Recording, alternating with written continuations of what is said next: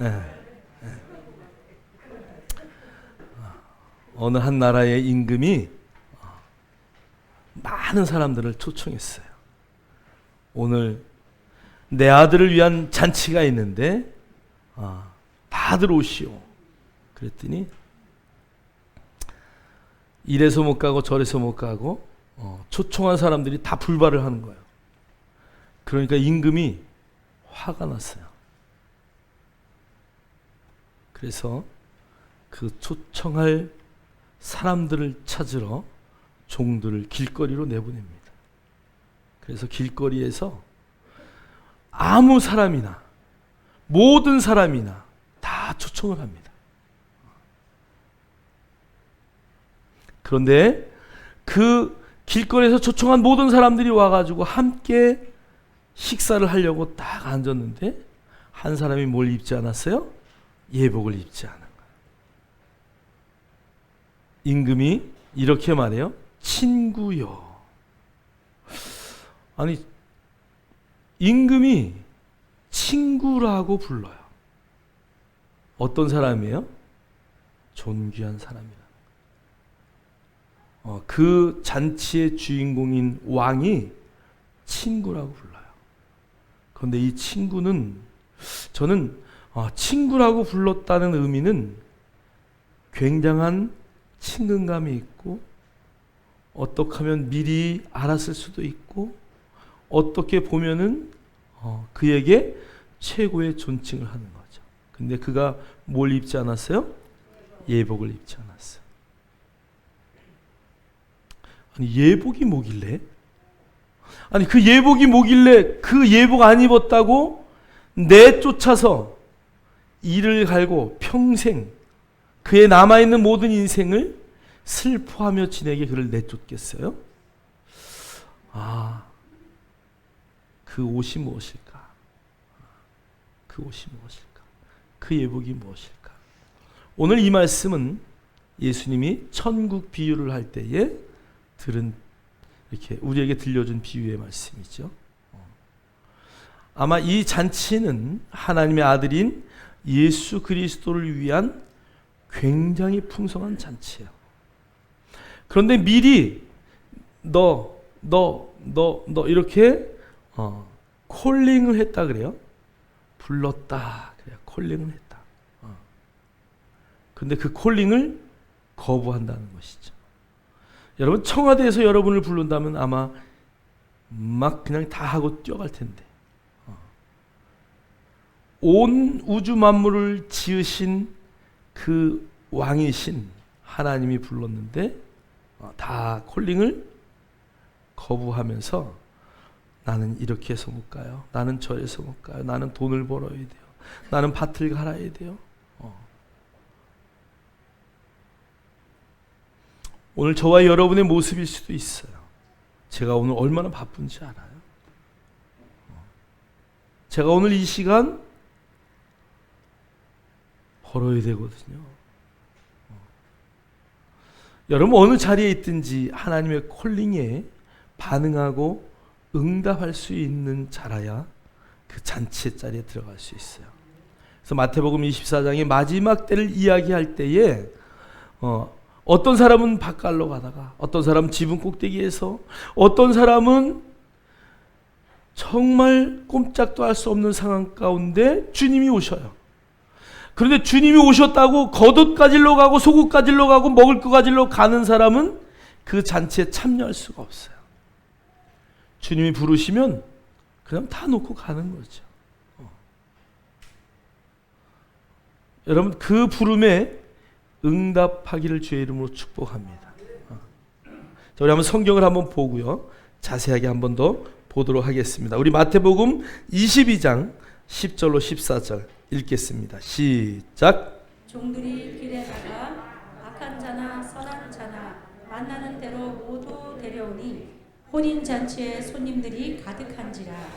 임금이 손님들을 보러 들어올세 거기서 예복을 입지 않은 한 사람을 보고 이르되 친구여 어찌하여 예복을 입지 않고 여기 들어왔느냐 하니 그가 아무 말도 못하거늘 임금이 사환들에게 말하되 그 손발을 묶어 바깥 어두운 데 내던지라. 거기서 슬피 울며 이를 갈게 되리라 하니라. 청함을 받은 자는 많되 택함을 입은 자는 적으니라. 아멘. 아멘. 자, 오늘 성경을 보니까 청함을 입은 자, 그래서 영어로는 call이라고 써놨어요.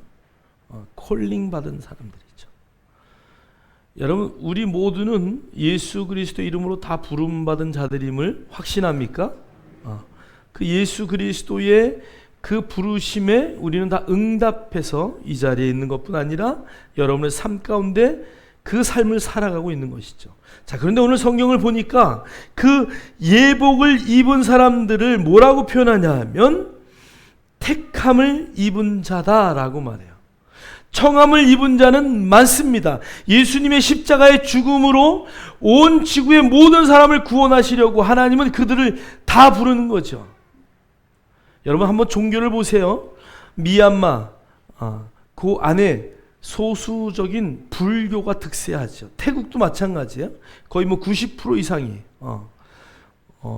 태국의 이야기를 듣다 보니까 젊은 승려 두 사람이 비행장에 나오는데, 비행장을 걸어 나오는데 그 스튜디오스 그 안내하는 사람이 여자가 내려오더니 무릎을 딱 꿇고 그 두 분을 맞이하는 거야. 그래가지고 그 비행기 안에까지 딱 인도를 해서, 저는 안 타봐서 모르겠어요. 비행기 안에 그 승려들이 타는 자리가 따로 있대요. 거기에 딱 앉히더니 젊은 승려인데도. 그러니까 그 지역은요 완전히 다 불교의 나라예요. 또 여러분 사우디나 이런 쪽에 가면 다 어떤 종교예요? 전부 이슬람이죠. 그 우리나라는 어떤 종교예요? 원래 무슨 종교가 우리는 득세했어요? 불교가 득세했었죠. 그리고 유교가 자리를 잡았어요. 자, 각 나라마다의 종교들이 다 있어요.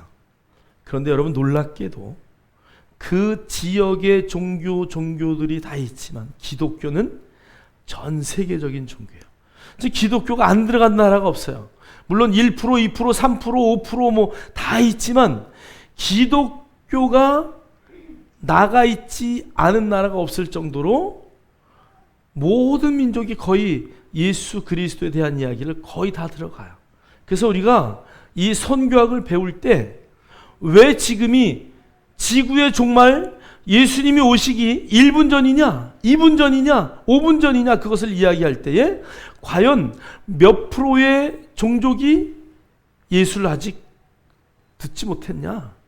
지금은 거의 모든 민족이요 다 자기의 언어로 성경도 있어요.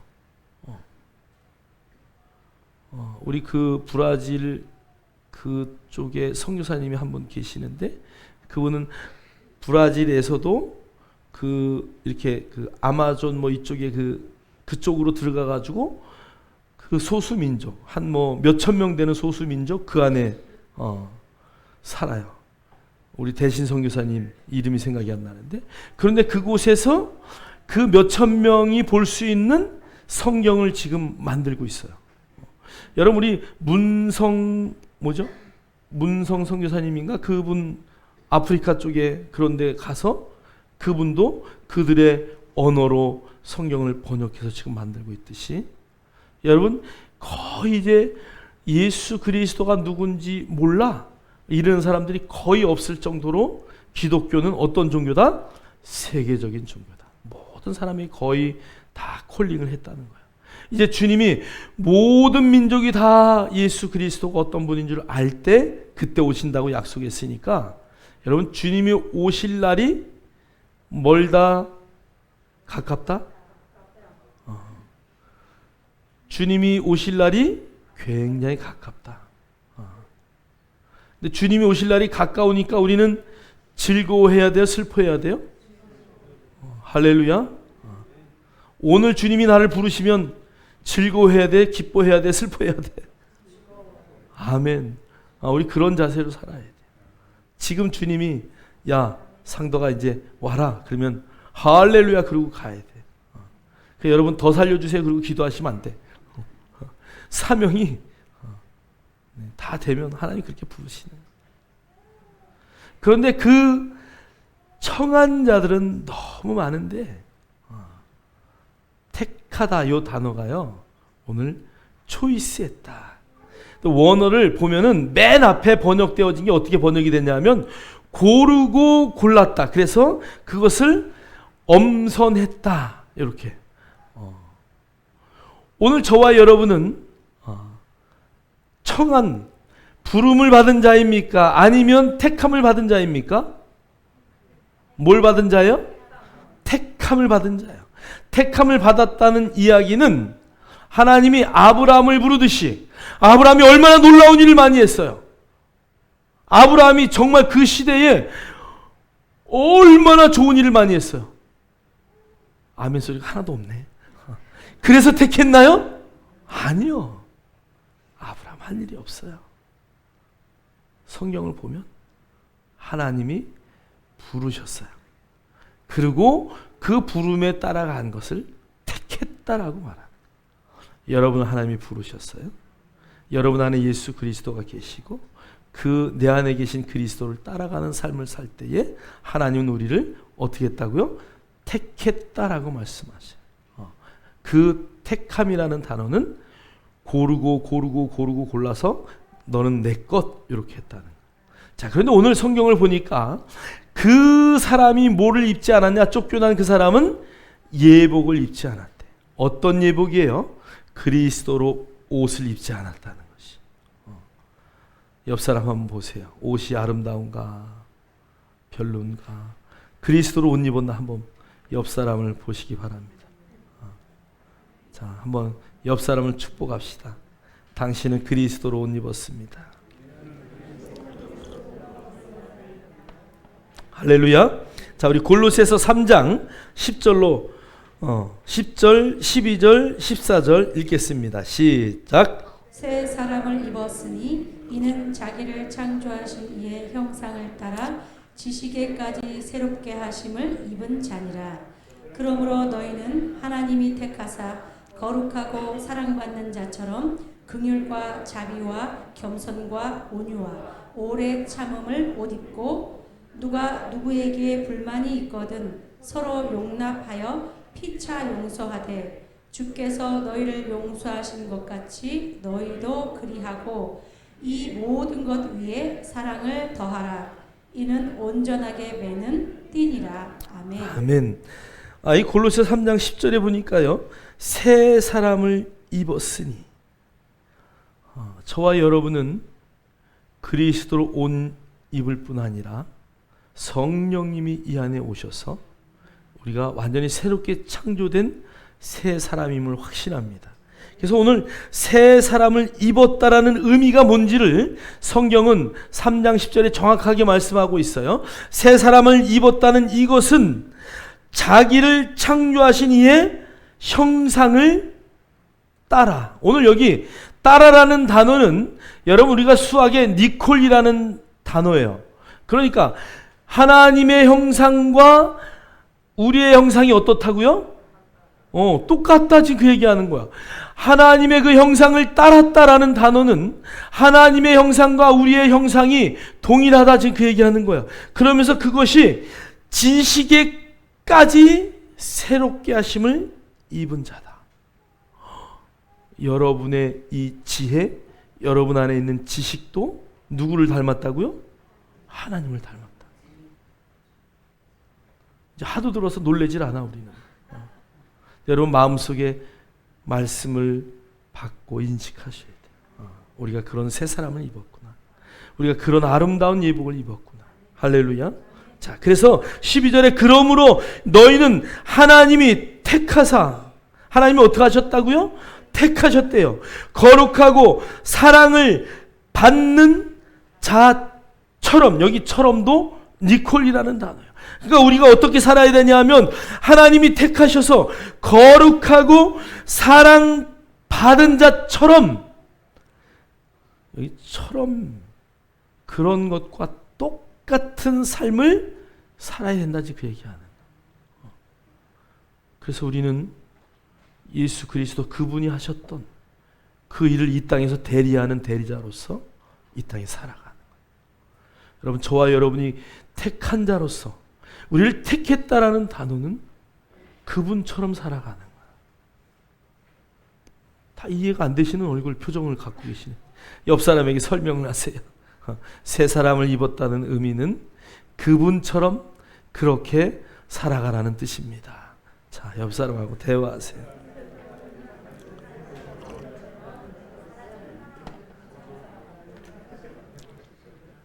자, 오늘 성경이 얼마나 친절한지요. 택한 것이 무엇이냐? 그래서 거룩하고 사랑받은 자처럼 사는 사람이 택함을 받은 사람이다 라고 말하고, 그 뒤에 그러면 거룩하고 사랑받는 사람은 어떻게 사는 거냐 보니까 긍휼과 자비와 겸손과 온유와 오래 참음과 서로 용납하고 피쳐 용서하는 삶, 그 삶을 살아내는 거야. 할렐루야. 뭐 이 안에 있는 것 좀 다 할 수 있죠? 이 안에 있는 것 좀 아무것도 아니죠? 할렐루야. 우리 안에 아가페의 사랑이 십자가에서도 아무 말씀 안 하시고 당신의 몸을 내어주신 그 사랑이 우리에게 이미 부음받았다고 로마서 5장 8절은 말씀하고 있어요. 그러니까 여러분 안에 그 사랑이 있음을 인식하십니까? 그 사랑의 주인공임을 확신하십니까? 그렇기 때문에 우리는 뭐 긍휼, 이건 아무것도 아니에요. 자비, 이건 뭐 별것도 아니에요. 겸손, 여러분 겸손하십니까? 정말 여러분 겸손이 필요해요. 여러분 상대방을 존중하고 나를 낮출 때 상대방도 나를 향하여 그렇게 낮춰요. 정말 여러분이 그런 겸손한 모습, 온유한, 온유의 대명사는 바로 모세예요. 내가 지면에 이렇게 온유한 사람을 나는 본 적이 없다. 하나님이 말씀하셨어요. 그 백성들을 향해서 정말 여러분, 이스라엘 백성들을 광야로 끌고 나올 때 모세가요, 여러분 리더들의 고통을 아시죠? 앞에서 이끄느라고 자기의 모든 것을 다 내려놓는. 여러분, 제가 보니까요, 목회를 오래 하시고 그 리더의 자리에 오래 있었던 분들은 다 머리가 많이 빠졌더라고. 이번에 세미나에 보니까 우리 송홍도 목사님 아예 없어가지고 얼마나 기도를 많이 했는지 하나님이 착하다 내 종아, 착하다 내 종아. 그러니까 이게 다 하나님이 쓰다듬어서 머리가 좀 이렇게 빠졌다, 하나님이 나를 칭찬을 많이 해주고 쓰다듬어서 그렇다, 이렇게 생각하셔야 돼요. 정말 여러분요, 온유하셔야 돼요. 어떠한 감정적인 말로 반응하지 마시고 여러분 안에 있는 성령의 언어를 이렇게 입 밖으로 낼 수 있는, 하나님의 말씀 아니면 말할 수 없는 그런 믿음의 역사들이 있기를 주의 이름으로 축복합니다. 그 다음에 오래 참으래, 인내하래요. 여러분, 인내하는 밭이 열매를 맺는 거예요. 제가 처음에 이 앞에 고추를 심었어요. 물을 매일 주는데, 고추 모종을 사다 심으면 얼마나 좋아요, 그죠? 용감하게 씨를 뿌려놓고 그게 나길 바라는데 나요? 모종 살 돈이 없어가지고 그때 씨를 뿌렸어요. 에이 뭐 씨 뿌리지 뭐. 그것도 사다 보니까 몇천 원, 거의 돈 많원 되던데, 그래가지고 씨를 뿌렸어요. 안 나. 땅을 파보니까 그대로 있어. 몇 번 파봤어. 그 싹이 날까 안 날까? 똑같아요. 양육을 받으면 바로 결과가 나타나나요? 아니요. 오늘의 믿음의 고백이 내일의 내 삶이에요. 그것을 끝까지 인내하고 참고 물 주고 온도를 맞춰주고 할 때에 그 싹이 그 씨 안에서 나오는 것처럼 여러분 인내하셔야 돼요. 인내하지 않으면 안 돼요. 오늘 성경은 서로 용납하고 피차 용서하래요. 자, 그러면서 오늘 14절에 이런 말을 해요. 이 모든 것 위에 뭐를 더하라? 사랑을 더하라. 여러분, 여기 뭐 오래 참을 수 있어요. 인내할 수 있어요. 긍휼을 베풀 수 있어요. 자비를 베풀 수 있어요. 피차 용서할 수 있어요. 그런데 그것을 아가페의 사랑으로 하지 않으면 nothing, 아무것도 아니에요. 네가 그냥 너의 선함을 드러내기 위해서 참은 것밖에 안 돼요. 저는 이런 선교의 영상들 보면 막 눈물이 나와가지고 저걸 어떻게 도와줄까? 막 그런 얘기 나오면 막 어떻게 해서라도 도와주고 싶은 마음이 늘 마음에 있어요. 여러분, 우리가 대한민국에 태어나서 정말 그들의 삶을 몰라서 그렇죠. 제가 엊그저께도 우리 중직들하고 토론하다가 내가 그런 얘기했는데, 아이고 하나님 죄송해요. 내가 그 말하고 바로 그랬어. 저는 선교 다 좋은데요. 비대가 없으면 못 가겠어요. 웃을 줄 알았더니 안 웃으시네. 정말 이것 때문에 못 가요. 저것 때문에 못 가요. 저 그런 고백 참 많이 합니다. 근데 여러분, 우리가 이 땅에 태어나서 사니까 그런 것들을 누리고 사는 거지. 선교 현장 가보세요. 우리 장로님 그날도 사우디 갔던 이야기 하는데, 사우디 같은 데 한번 가서 여러분 아스팔트 위에 한번 걸어보세요. 져 죽는 거야. 그런 나라, 그런 환경 속에서도 예수를 증거하겠다고. 아까 선교사님 여기 한국까지 와서 아시아 연합신학을 다니면, 여러분 아시아 연합신학은 다 영어로 강의를 해요. 제가 기회가 돼서 한번 그 아시아 연합신학 그 강의 장면 한번 봤는데 뭐 한 20-30%밖에 못 알아듣겠더라고. 영어로 하니까. 그러면 이분은 거기를 졸업했으니까 영어를 하는 분이요, 못 하는 분이요? 영어도 할 줄 알아. 그 다음에 그 나라는 또 뭐 버마어도 해야 되고 무슨 어도 해야 되고 뭐 한 자기네 나라 말까지 한 5가지를 한대요. 여러분 5개 국어를 한다는 이야기는 뭐예요? 천재요, 천재. 그런데 그 몇천 메타 되는 꼭대기 동네 그 몇만의 사람들에게 복음을 전하겠다고. 나 같으면 거기 그만두고 밑에 내려와서 큰 도시 가서 살아도 얼마든지 잘 살 수 있을 텐데, 자기의 그 선교의 사명을 깨닫고 아가페의 사랑을 알기 때문에 그건 다 내려놓고 사는 거야. 여러분, 우리가 그리스도를 향한 희생이 그런 데서 나오는 거예요. 여러분이 무엇을 하든, 여러분이 헌금을 하든 헌신을 하든 인내를 하든 용서를 하든 다 그리스도의 이 아가페의 사랑이 없이 하는 것은 하나님 앞에서 1도 카운트되지 않아요.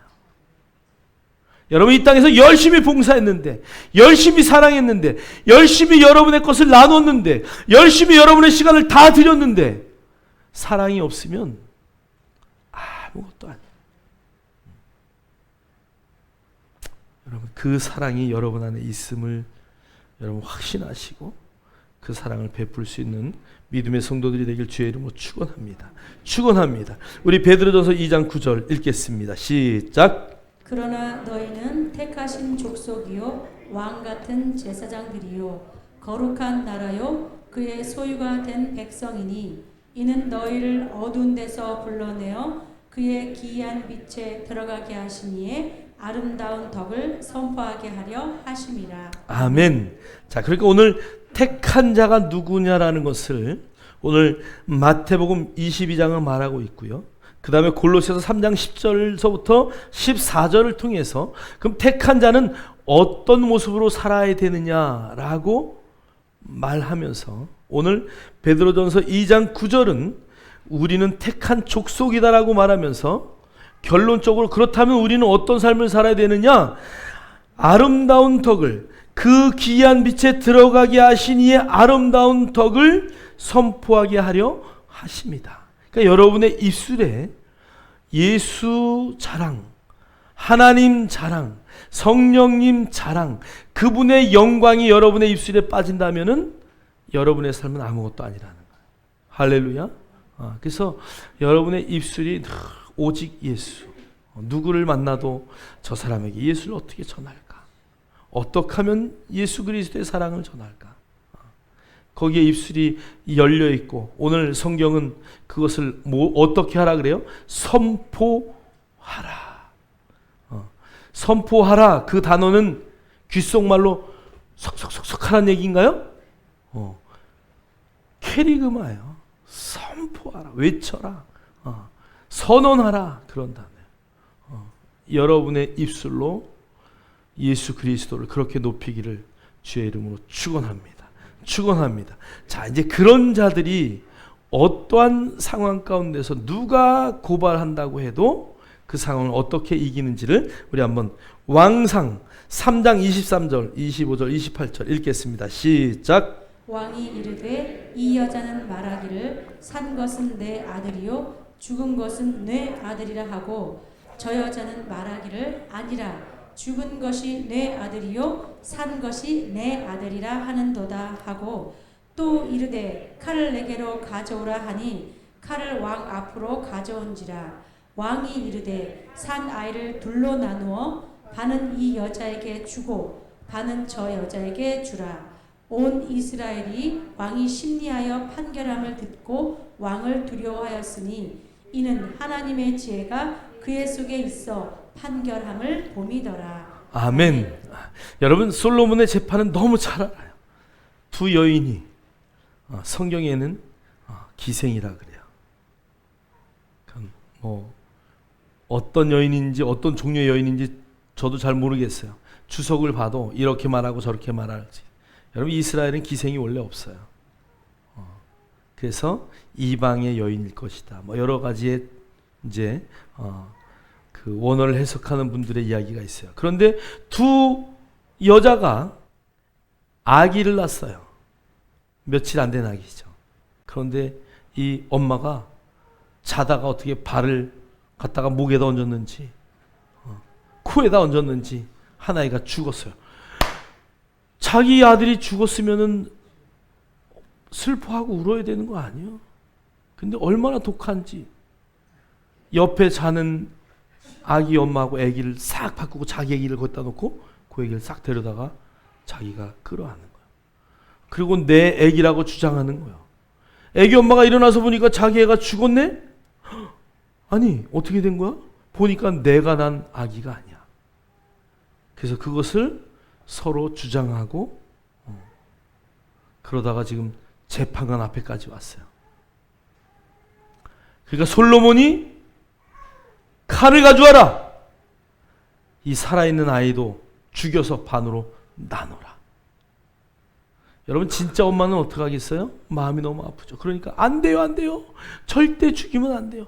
이 아이를 저 여인이 키우게 하세요. 그러니까 솔로몬이 그것을 딱 보고 그 아이를 저 여인에게 주어라. 얼마나 멋져요. 여러분, 의로운 재판관이 있는, 의로운 판결자가 있는 세상은, 의로운 재판관이 있고 의로운 자가 대통령이 되는 나라는 그래서 평강을 이루어요. 여러분, 솔로몬이 얼마나 많은, 솔로몬의 20년은 그 나라가 그 모든 땅을 다 지배할 정도로 큰 나라. 오죽하면 시바의 여왕이 와서 솔로몬의 영광, 그 성전의 아름다움, 그 솔로몬의 지혜를 들으려고 와서 듣고 나서 당신은 세상의 최고입니다라고, 하나님이 당신과 함께 계십니다라고 선언할 정도로 솔로몬의 지혜가 하나님과 함께 할 때 그렇게 놀라웠다는 것이에요. 자, 우리 한번 성경 한번 보세요. 28절 읽겠습니다. 시작. 온 이스라엘이 왕이 심리하여 판결함을 듣고 두려워하였으니 이는 하나님의 지혜가 그의 속에 있어 판결함을 봄이더라. 아멘. 그 안에 뭐가 있었다고요? 하나님의 지혜가 있었다는 거예요. 하나님의 듣는 마음이 있었다는 거예요. 하나님의 놀라운 은혜가 그 속에 있었다는 것이. 여러분, 우리 안에는 하나님의 지혜가 이미 와 있는 줄 믿습니다. 여러분이 세상을 판단할 일이 있을 때 이 솔로몬처럼 판단하셔야 돼요. 그리고 그런 왕이 있을 때, 그런 다스리는 자가 많을 때 세상은 평화를 누리는 거예요.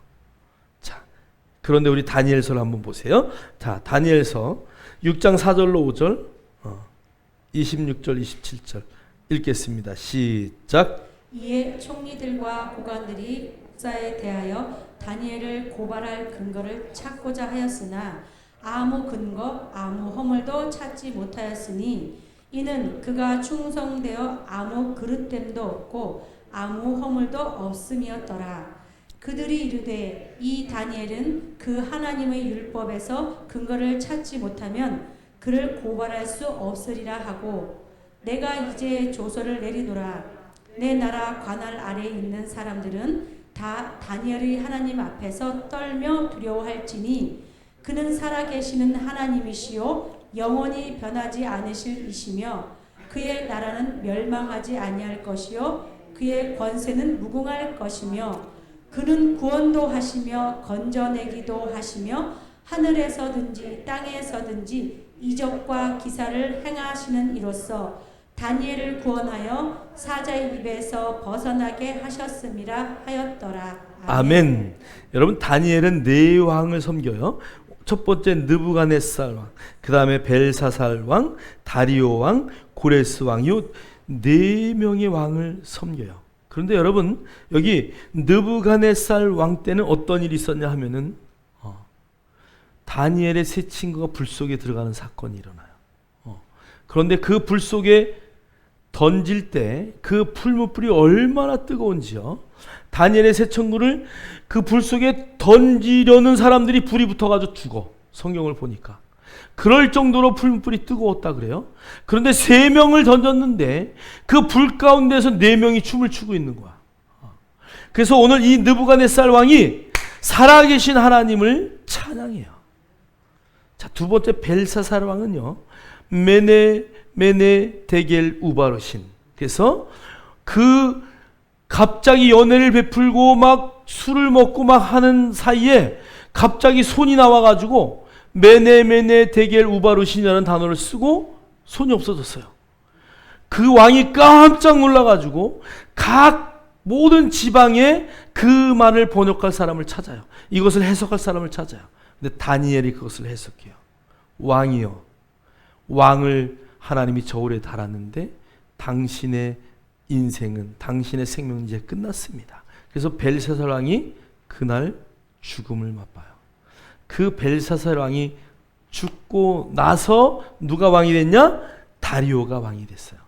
다리오 왕이 됐는데 그 왕 밑에 세 명의 총리를 두는데 그 세 명의 총리 중에 다니엘을 다스리라고 해요.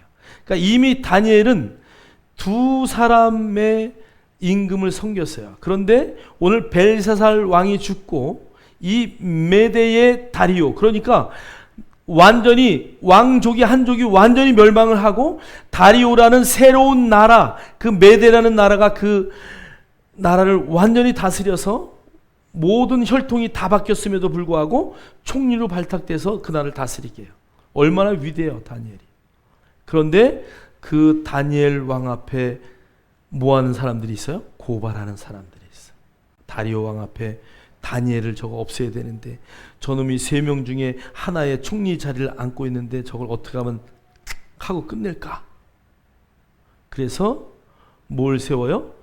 금신상을 세우고 절하게 하는 거예요. 그럼에도 불구하고 다니엘이 끝까지 창문을 오히려 활짝 열어놓고 기도해요. 그래서 다니엘이 이제 그의 인생이 끝났다 생각할 텐데 그를 어디에다 집어던져요?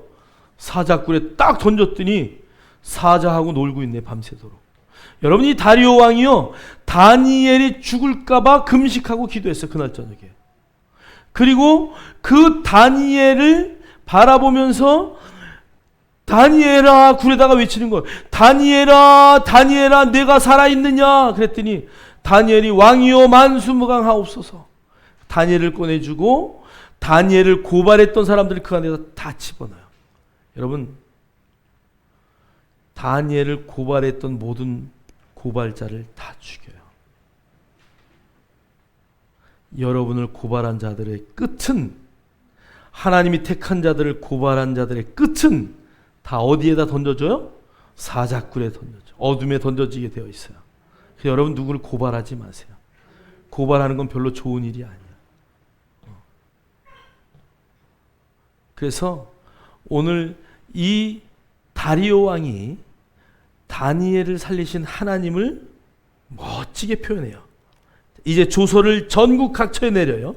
그리고 내 나라 관할에 있는 사람들은 다 다니엘의 하나님 앞에서 떨며 두려워할지니. 저는 이 단어를 읽는데 너무 좋은 거야. 이 대한민국의 관할에 있는 모든 사람들은 들어라. 저 김상덕의 하나님, 그 하나님 앞에서 두려워하고 떨지어다. 할렐루야. 자, 여러분의 이름을 넣고 자, 그대로 여러분 한번 외칩시다. 자, 내 나라 관할에 있는 사람들은 다 김상덕의 하나님 앞에서 떨며 두려워할지니. 시작. 내 나라 관할에 있는 사람은 다 이름이 손정미밖에 안 들려. 자, 다시 여러분의 이름을 넣고 시작.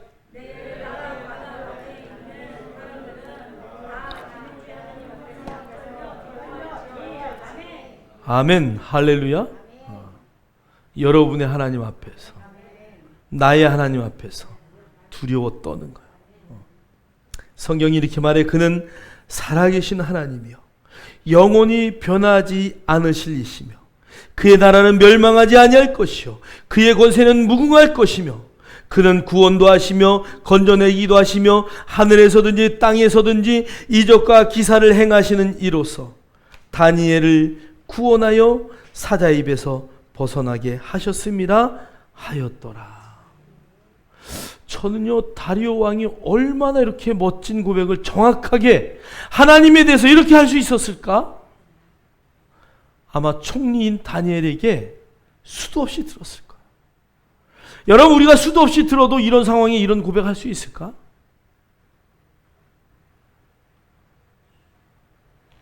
오늘 이 다리오 왕은 하나님이 어떤 분이라는 것을 너무 정확하게 알아요.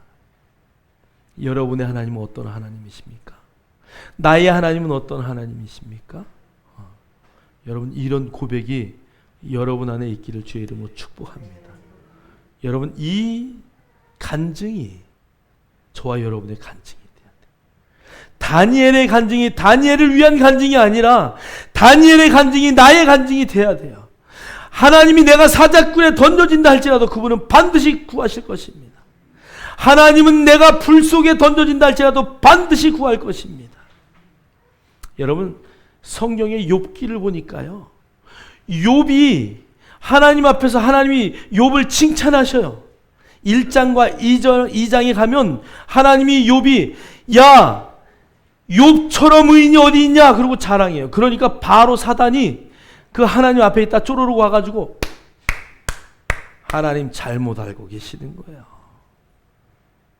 아니, 돈도 많아요, 자녀도 많아요, 재산도 많아요, 종들도 많아요, 모든 게 다 풍성한데요. 아니, 모든 게 풍성한데 하나님 앞에 의인으로서 충성 다하고 살지 않을 사람이 어디 있겠어요? 그리고 고소해요. 저는 욥기를 읽으면서 아니, 진짜 하늘나라에 하나님이 계시면 하나님의 아들들, 그 천사들을 얘기하는 거죠. 하나님의 아들들이 쫙 있는데 그 가운데 누구도 있어요? 사단도 있대. 정말 그럴까? 여러분, 정말 그렇다고 생각 들어요? 자, 그렇다고 생각이 되는 분은 왼쪽 발을 드세요. 두 분 드셨네. 아닙니다. 절대. 성경에 그렇게 기록이 되어 있어도 나는 절대 못 믿겠습니다. 그 사람은 오른발을 드세요. 다 오른발 드셨네. 여러분, 성경에 기록이 되어 있으니까, 저는 성경에 기록이 되어 있으니까 믿는 거예요. 하나님 나라에 지금 하나님의 천사들도 와 있지만 사단들도 그 앞에 와서 같이 있다가 하나님이 야 봐라, 김상덕 쟤 얼마나 의인이냐, 정말 너무 잘하지 않냐? 그러면 사단이 거기서 에이 하나님 이렇게도 저렇게도 해주시고 밥도 안 굶게 해주고 비대도 있게 해주고 뭐 다 그러니까 그러는 거 아니에요? 제 저 선교 나가게 한번 해보세요. 상황을 만들어서. 그러면 아마 하나님 앞에 샷대질하고 욕할걸요? 그리고 지금도 어떻게 할까요? 고소하고 고발하는. 그런데 여러분, 그런 상황 가운데 하나님이 그런 것을 모두 이길 수 있도록 하나님을 믿고 고백하는 자를 어떻게 하셔요? 구원하시고 더 큰 복으로 주신다는 거예요.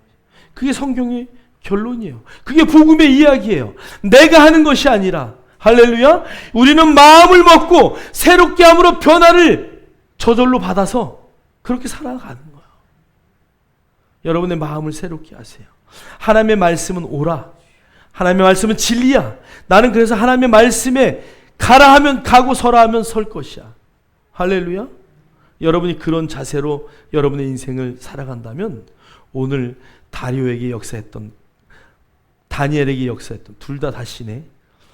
다니엘에게 역사했던 그 다니엘의 세 친구 사드락, 메삭, 아벳느고에게 역사했던, 욥에게 역사했던, 아브라함에게 역사했던, 요셉에게 역사했던, 누구든지 역사했던 하나님이 그대로 역사할 것을 확신합니다. 여러분, 요셉은 얼마나 억울했어요. 그러나 하나님이 함께 하시기에 늘 이길 수 있었다는 것을 여러분 잊지 마십시오. 여러분을 고소하고 고발하는 사람들은 이 땅에서도 여러분이 하나님 가는 날까지 계속 있을 것이에요. 이 땅에 주변에 있는 사람이 안 한다면 오늘 사단들이 그 영적으로 여러분을 괴롭히면서 얼마든지 할 수 있어요. 그러나 여러분 염려하지 마세요. 우리는 결론을 알고 있기 때문에. 할렐루야. 그래서 여러분 두려워할 것이 없어요. 제가 오늘 아침에 배구가 일본을 이겼다는 사실을 들으셨나요?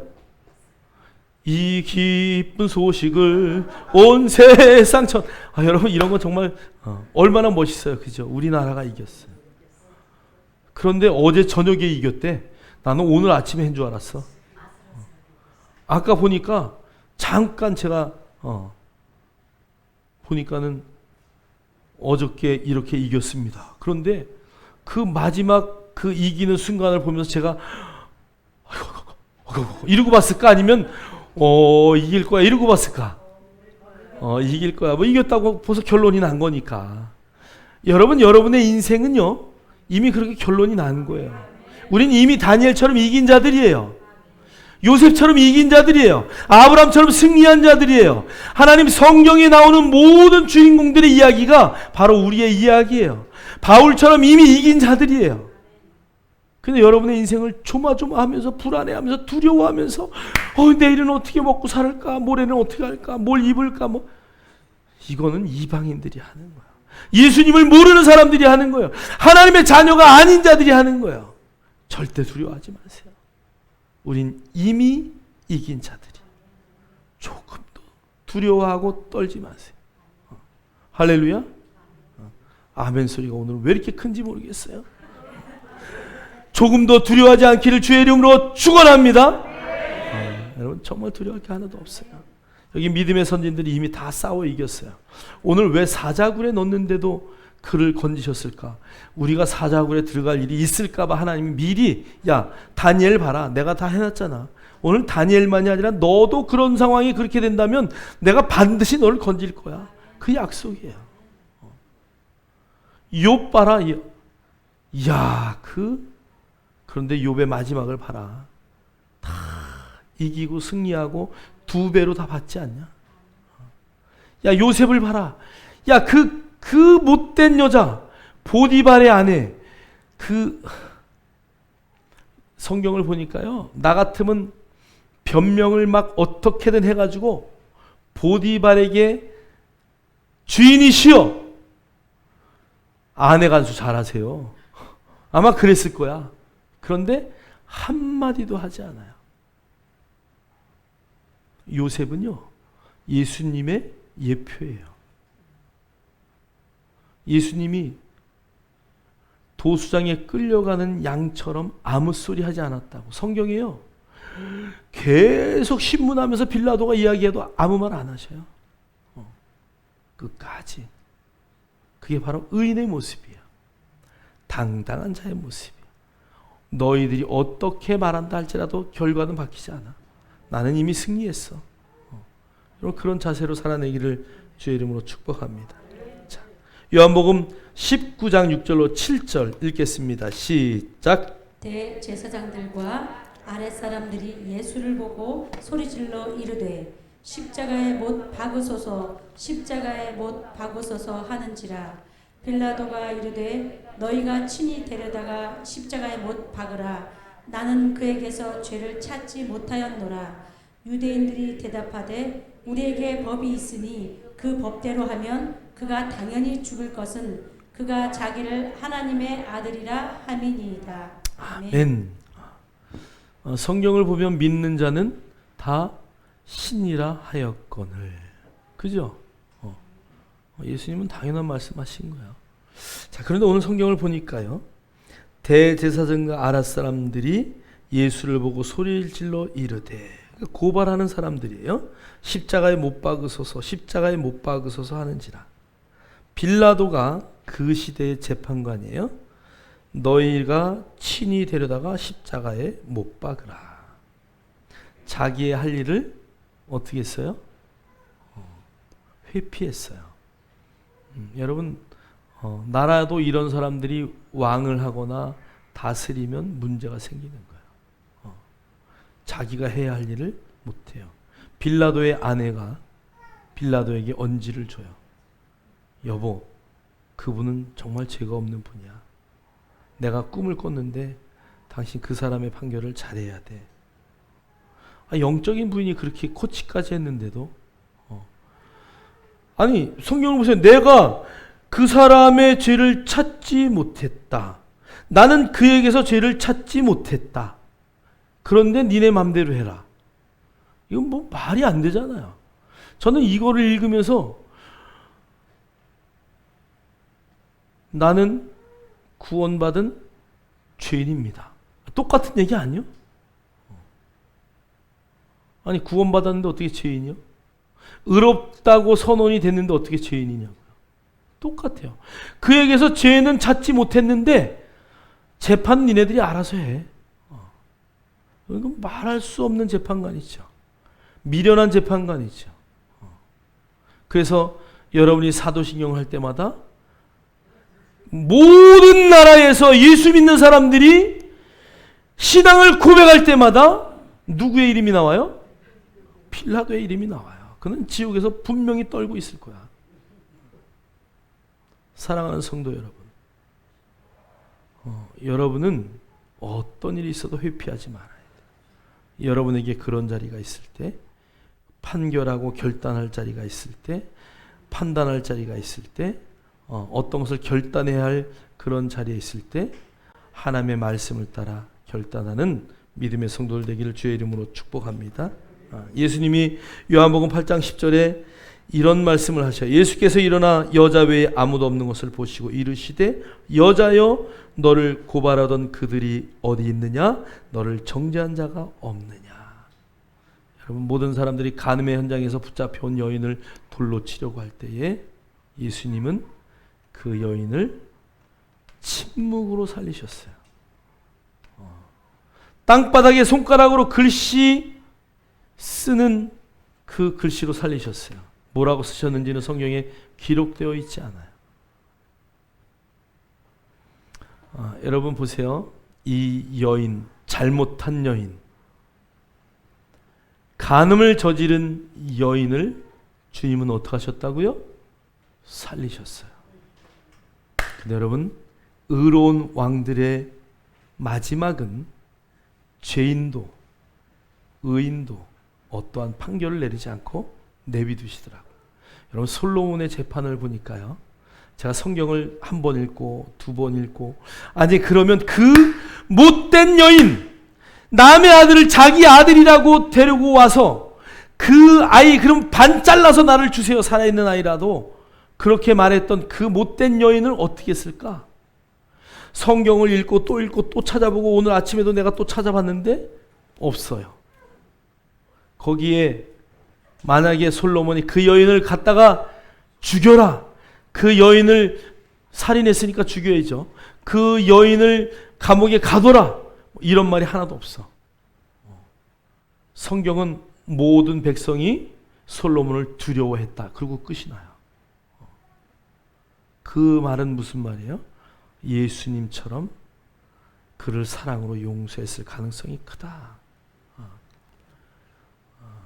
여러분, 재판의 가장 꽃은 뭐 하는 거예요? 조정이에요. 조정. 화해하고 조정하는 거. 여러분, 우리는 판단할 수 있는 자격이 없어요. 모든 판단은 하나님께 있어요. 어떤 경우라도 여러분이 판단하지 마시고 분별은 하되 용서할 수 있는 그런 놀라운 의인의 시각을 갖기를 주의 이름으로 축원합니다. 축원합니다. 자, 그래서 고발하는 자들의 모든 끝은 결국 좋지 않을 거라는 것을 우리는 성경을 통해서 확신해요. 그런데 문제는 의롭다 한 자들을 고발하는 거예요. 그래서 그들이 끝이 안 좋아요. 자, 우리 한번, 자, 그러면 의롭다 하신 그게 어떤 분이 의롭다 하셨냐? 그러면 우리를 의롭다 하신 분이 도대체 누군가? 그 성경을 통해서 한번 보겠어요. 자, 사도행전 13장 39절 읽겠습니다. 시작. 또 모세의 율법으로 너희가 의롭다 하심을 얻지 못하던 모든 일에도 이 사람을 힘입어 믿는 자마다 의롭다 하심을 얻는 것이라. 이 사람은 예수 그리스도를 말씀하시는 거예요. 여기 힘입어라는 단어는 원래 안에, 엔 이런 뜻이에요. 자, 그러니까 예수 그리스도 안에 있어서 그를 믿는 모든 사람은 다 뭐다? 의롭다함을 받았다는 거죠. 그러면 우리의 의로움은 어디로부터 온 거예요? 예수 그리스도 그분으로부터 온 거예요. 하나님 그분으로부터 온 거예요. 여러분, 하나님이 의롭다 했는데 누가 뭐라고 하겠어요? 그러니까 하나님이 의롭다 한 자를 고발하고 정죄하고 뭐 좋은 좀 표현이 없을까? 제가 이런 말 하면 또 우리 사모가 싫어할 텐데. 한 번만 쓸게요. 옛날에 그런 말을 참 많이 썼는데 저는 그 말을 쓴 지가 오래돼가지고 그 욕을 어떻게 해야 표현할까? 어떻게 해야 우리 성도들이 잘 기억할까? 그래서 제가 단어를 생각하는 게 있어요. 갈구면. 믿는 자를 절대 갈구지 마세요. 믿는 자에게 흠을 내지 마세요. 하나님이 의롭다 한 자를 뭐라고 하지 마세요. 여러분 성도들 가운데도 다 우리가 하나님의 자녀예요. 그런데 쟤는 어떻고 쟤는 어쩌고 자꾸 흠집을 내요. 하나님이 기뻐하실까? 절대 그렇지 않아요. 하나님이 의롭다 한 자를 왜 우리가 자꾸 좋은 점만 보세요. 교회 안에서든 집에서든 직장에서든요, 여러분 그냥 칭찬만 하세요. 하나님을 칭찬하듯이 사람도 늘 칭찬하세요. 그게 영광이거든요. 그게 고래도 춤을 춘다잖아요. 잘한다, 잘한다, 좋다, 예쁘다, 착하다 자꾸 하다 보면 아, 내가 착한 사람이구나, 착하게 살아야지. 그러고 착하게 사는 거예요. 안 돼, 못해, 조수아 선교사님 2가지 말을 난 교회당에서 애들이 뛰어다니는데 뛰지 마라. 아니, 걔는 뛰어다니는 게 걔 일이요. 아이들은 발에 힘이 있어서. 근데 뛰지 말라. 그 다음에 애들은 이제 말 배우기 시작해가지고 말이 얼마나 재밌어. 그래서 막 이런 말 저런 말 막 하는데 말하지 말라. 요 2가지는 애들한테 하지 말라는 거예요. 근데 그 막 재능을 살려줘야 되는데 막 그냥 하지 말라, 하지 말라, 하지 말라. 여러분 절대 그러지 마세요. 잘하는 것만 칭찬하시고 못해도 잘한다고 자꾸 하세요. 아, 내가 정말 잘하는가 보다, 내가 세계 최고인가 보다 막 이럴 정도로 자꾸 자랑을 해주세요. 오늘 성가대가 얼마나 여러분 은혜 받으셨어요? 와, 하나님이 얼마나 기뻐하실까. 세중앙교회에 이렇게 멋있는 찬양은 처음 들었다 그러면서 오늘 나한테 전화 오셨더라고. 나 아까 핸드폰 받으려다가 말았는데 하나님이 전화 왔어요. 야, 세중앙교회 설립일에 내가 이렇게 멋있는 찬양은 처음 들었다. 그래서 내가 하나님 땡큐. 여러분 칭찬만 하세요. 칭찬. 여러분의 삶이 변화될 줄 믿습니다. 자, 로마서 3장 24절에 이렇게 말해요. 그리스도 예수 안에 있는 속량으로 말미암아 하나님의 은혜로 값없이 의롭다 하심을 얻은 자 되었느니라. 예수 그리스도 안에 있는 속량, 예수 그리스도의 그 모든 것을 팔아서 샀다 그 얘기예요. 노예를 사듯이 저와 여러분이 죄 때문에 그 정말 빠져나올 수 없는, 나의 힘으로는 살 수 없는 그런 상황 가운데서 우리를 건져내셨다 그 얘기예요. 저와 여러분이 그런 존재라는 것을 인식하십니까? 저와 여러분이 그런 존재라는 것을 확신하십니까? 여러분의 옆에 있는 사람이 하나님이 의롭다 하신 사람이라는 것을 인정하십니까? 그러니까 절대 여러분 고발하면 안 돼. 목사님, 우리 남편이 말이에요. 그럼 누구 고발하는 거예요? 여러분, 나만 듣는 거야 그 얘기를? 누가 들을까? 하나님이 들으셔요. 목사님, 그 아무개 집사님 있잖아요. 누가 고발하는 거예요? 여러분, 세상 사람들이 여러분 고발하는 것은 모르니까 그럴 수 없어요. 그건 다 하나님이 다 판단하셔요. 근데 성도 안에서도 고발하면 누가? 하나님이 어찌할 바를 몰라. 야, 너 의롭다고 하는 놈이 의인을 고발하냐? 너도 의인인데 너 의인이 의인을 어떻게 고발하냐? 이건 말이 안 되는 거야. 옆 사람에게 대화하세요. 말이 안 됩니다. 고발하지 마십시오. 절대 고발하면 안 돼. 자, 고린도전서 4장 1절로 4절 다 같이 읽겠습니다. 시작. 사람이 마땅히 우리를 그리스도의 일꾼이요 하나님의 비밀을 맡은 자로 여길지어다. 그리고 맡은 자들에게 구할 것은 충성이니라. 너희에게나 다른 사람에게나 판단받는 것이 내게는 매우 작은 일이라. 나도 나를 판단하지 아니하노니 내가 자책할 아무것도 깨닫지 못하나 이로 말미암아 의롭다 함을 얻지 못하노라. 다만 나를 심판하실 이는 주시니라. 아멘. 아멘. 바울이요, 의인인 우리를 하나님의 비밀을 맡은 자라고 말해요. 여러분, 저와 여러분은 하나님의 비밀을 맡은 자. 여러분, 이 손가락을 여러분 가슴에다 좀 한번 찔러봐. 자, 10번만 찔르세요. 나는 하나님의 비밀을 맡은 자입니다. 나는 하나님의 비밀을 맡은 자입니다. 나는 하나님의 비밀을 맡은 자입니다. 여러분, 이 비밀이 뭐예요? 말씀이에요. 여러분은 말씀을 맡은 자야. 그래서 맡은 자에게 구할 것은 뭐예요? 충성이에요. 우리는 오직 그 말씀 앞에 충성하는 거. 하나님의 말씀이 가라면 가고 서라면 서는 자야. 자, 그런데 뒤에 보니까 바울이 이런 말을 해요. 너희에게나 다른 사람에게나 판단받는 것이 내게는 매우 작은 일이다. 여기 매우라는 단어는요, 눈꼽만큼, 우리의 말로 표현하면 보일 듯 말 듯. 그러니까 여러분 눈곱 달고 다니면 무거워서 못 다녀요? 전혀. 예. 여러분의 먼지가 묻어 있다고 먼지가 왜 이렇게 무겁냐 그래요? 먼지가 뭐 묻었다고 영향을 줘요? 아니요. 아무 영향도 줄 수 없다는 거예요. 누가 여러분을 고소하고 고발하고 판단하는 모든 일이 있다 할지라도 그것은 나에게 아무 영향도 줄 수 없다는 거예요. 의인의 모습이 그렇다는 거예요.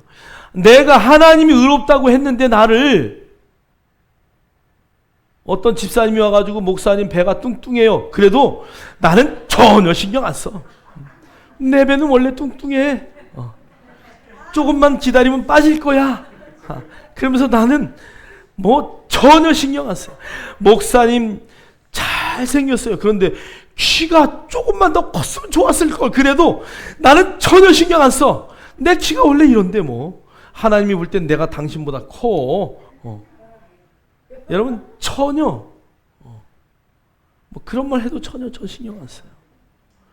목사님 성도가 뭐 100명도 안 돼요? 아니 그게 무슨 의미가 있어요? 여러분 예수님은 몇 명이에요? 예수님은 3년 반 동안 12명 케어하느라고 막 그냥 피땀을 쏟았어. 아무 의미가 없어요. 여러분, 제가 먼저도 그런 얘기 했는데, 정선 장로님 안수식 할 때에 저는 다른 교회, 큰 교회에서도 안수식 할 때 그런 거 한 번도 본 적이 없어요. 목사님이 두 분이나 거기에 화면에 간증하더라고. 우리 권사님, 우리 장로님. 알고 보니까 주일학교 때 다 키웠어. 그들을 집에 와서 밥 먹이고, 거기는 경찰서 어디 가고 그러면 다 쫓아다니면서 꺼내오고 막. 옛날에 우리 그런 일 참 많이 했어요. 파출소 가서 그냥 사고 쳐서 가면 꺼내오고.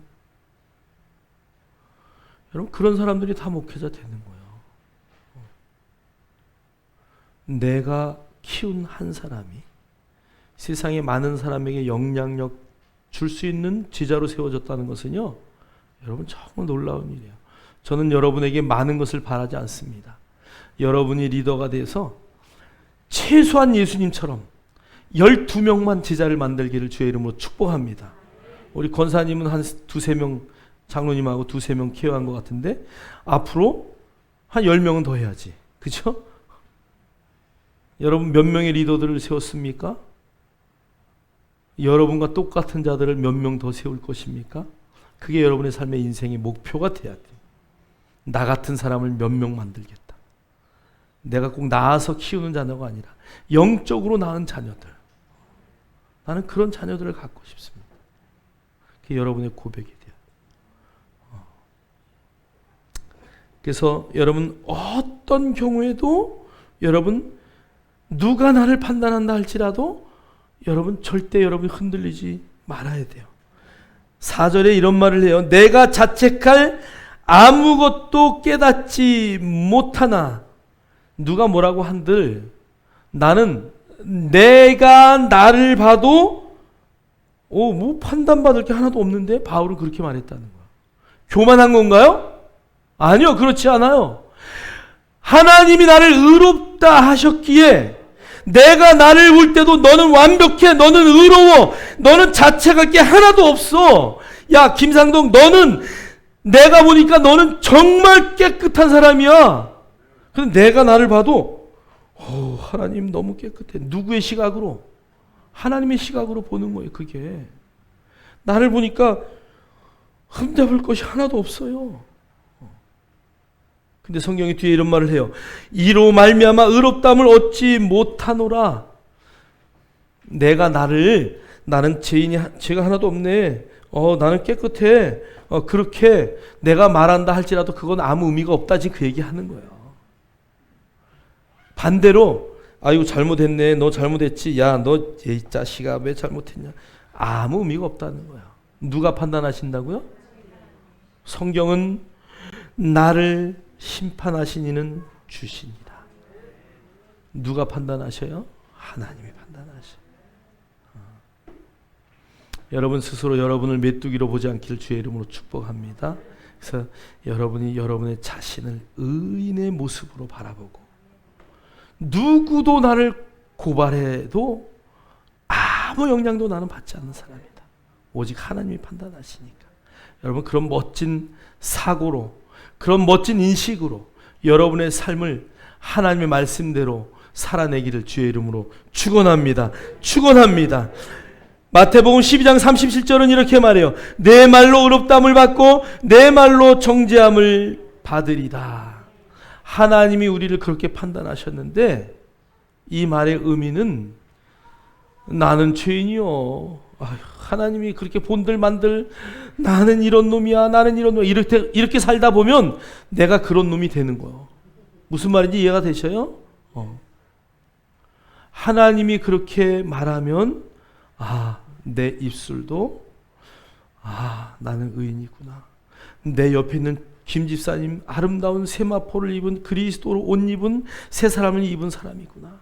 내 옆에 있는 아무개 집사님도 그런 사람이구나. 이런 시각으로 그것을 바라볼 수 있는 시각이 열릴 때 진정으로 하나님의 의인의 삶을 살아내는 거야. 여러분을 누가 고발하겠습니까? 오늘 이후에 절대 고발하는 일이 없기를 주의 이름으로 축복합니다.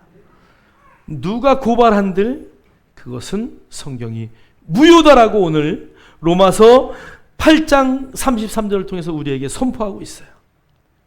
저와 여러분의 삶이 언제 어디서든 무엇을 하든 하나님의 영광을 드러내는 의인으로서의 삶을 멋지게 살아내는 우리 모두가 되기를 주의 이름으로 축원합니다. 축원합니다. 기도합니다. 하나님 감사합니다. 오늘도 우리에게 말씀 주셨사오니 하나님, 누가 능히 하나님께서 택하신 자들을 고발하며 하나님이 의롭다고 하신 자들을 누가 고발하겠습니까? 하나님, 우리가 우리를 스스로 봐도 하나님의 자녀요, 아름다운 지체요, 하나님의 영광의 그릇들임을 하나님 인식하고 살아갑니다.